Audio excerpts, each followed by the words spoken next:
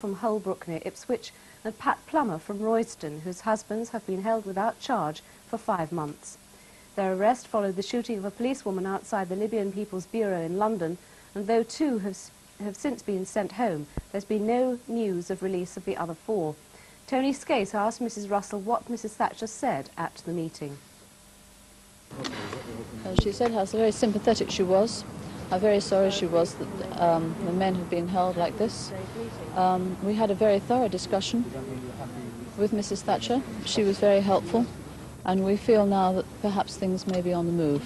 What do you think is on the move?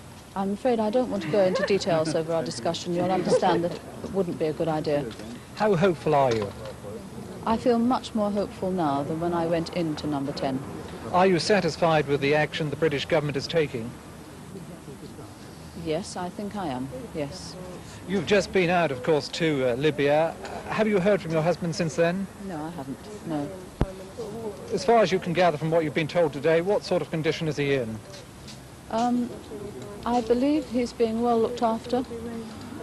Obviously, I know that the men are very despondent now, but they're still being very courageous and putting up with this treatment.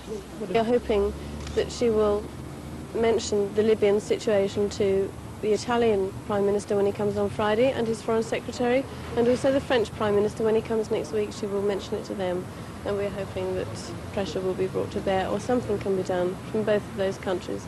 Are you satisfied with the action the British government is now taking?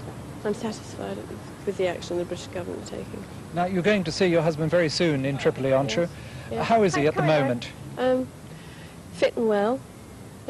He's looking fine. I saw him at the beginning of August. I'm hoping to see him again soon, and I'm hoping that he won't have deteriorated at all, and he'll still be fit and well. Will you be urging the Libyans to let him out straight away?